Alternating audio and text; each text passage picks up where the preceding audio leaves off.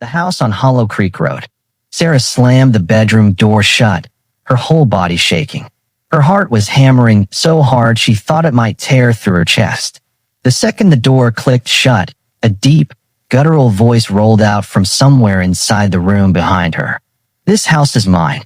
Get out." Sarah's breath caught in her throat. She didn't wait. She didn't even look back. She turned and half ran, half stumbled down the stairs, her legs barely holding her up. At the bottom, she grabbed the wall, gasping, her eyes wide with a fear she'd never felt before in her life. But that night, Sarah had no idea that what she'd just seen was only the beginning. It was only a small piece of the truth this house had been hiding. 3 months earlier, Mark Delaney had a steady government job, the kind of job that came with a pension and not much excitement. About 3 months before that night, his office transferred him out of the city and into a small rural county in upstate New York, near a town most people had never heard of. His family came with him, his wife Sarah, his son Tyler, and his daughter Emma. At first, they settled into a cramped government-issued apartment near his new office. It was tight, barely enough bedrooms, no yard, nowhere for the kids to run around.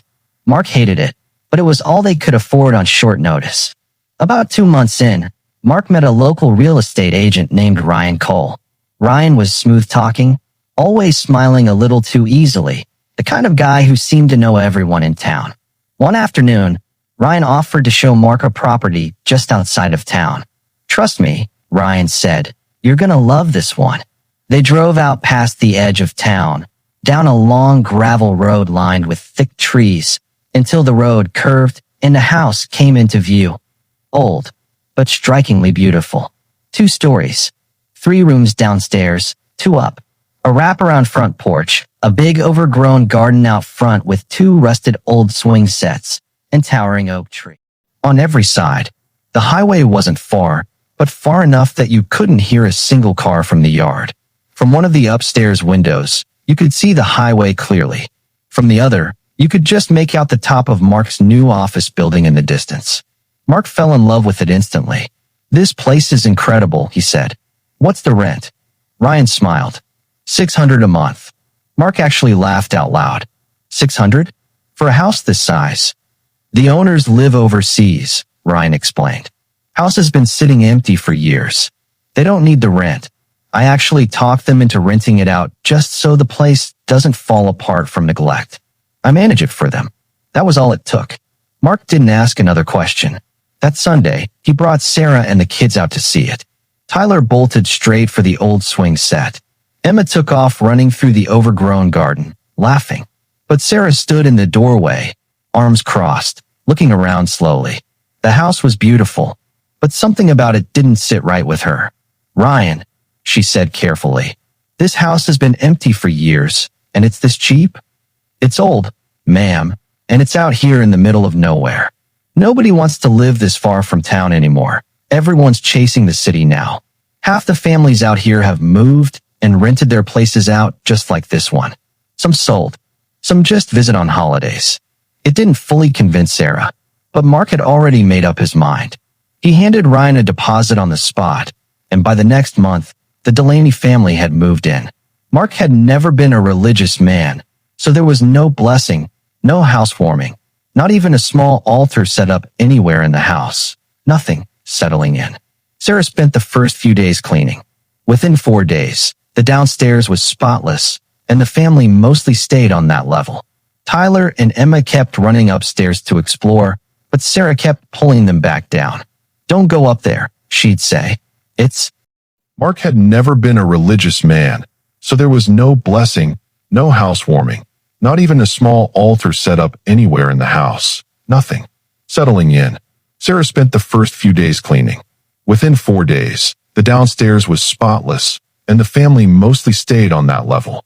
Tyler and Emma kept running upstairs to explore, but Sarah kept pulling them back down. "Don't go up there," she'd say. "It's still full of dust. Once I clean it, you can play up there. Until then, stay in the yard." Mark had Ryan send a landscaper out, and within a week the garden was cleared and green again. The kids practically lived out there. A few days later, Sarah finally started on the upstairs. There were two rooms. One door was open, the other was locked. She cleaned the open room first. That evening, she mentioned it to Mark.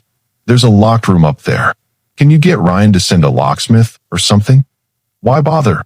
Mark said, not looking up from his phone. We don't need another room. All our stuff already fits fine.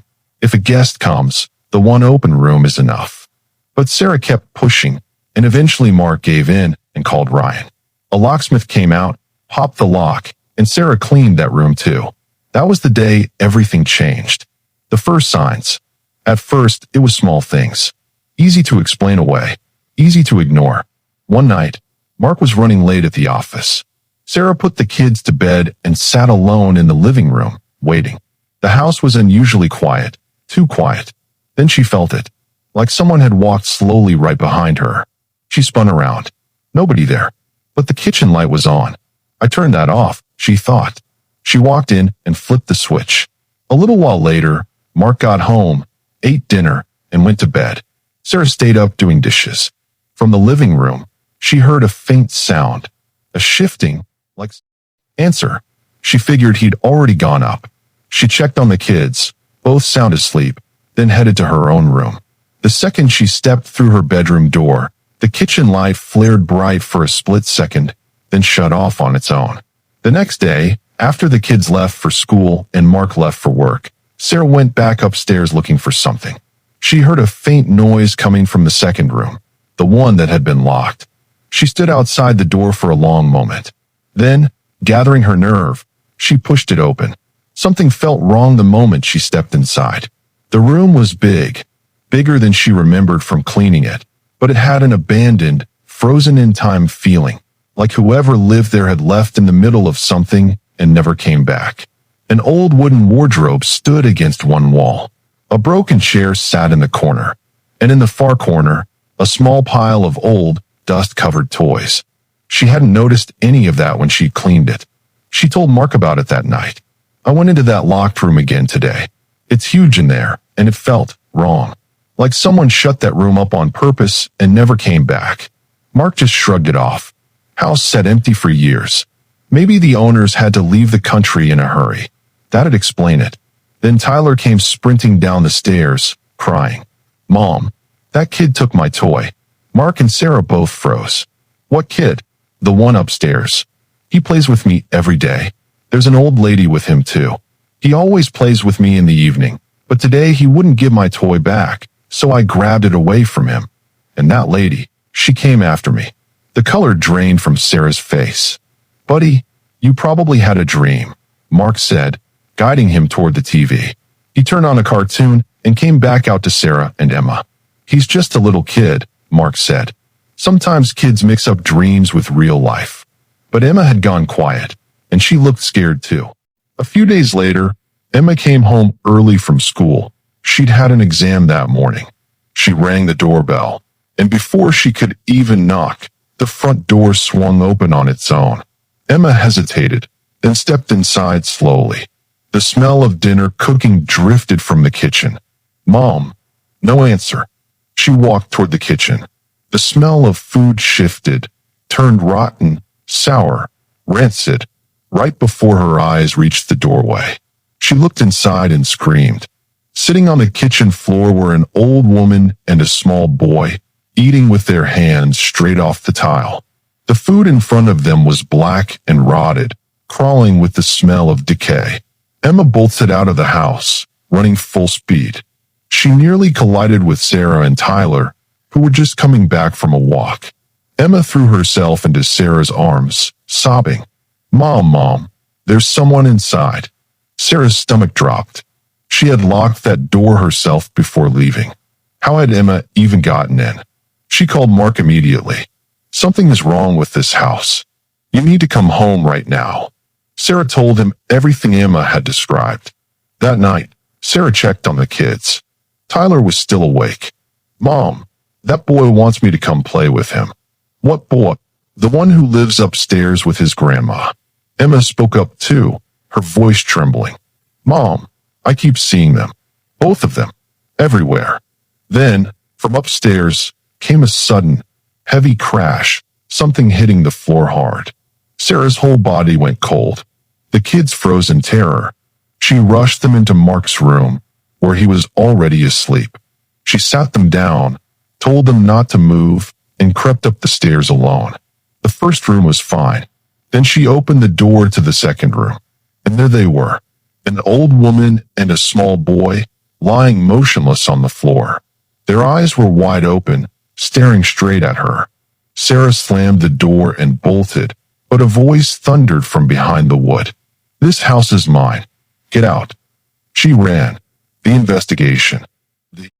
Next morning, Mark called Ryan and demanded answers.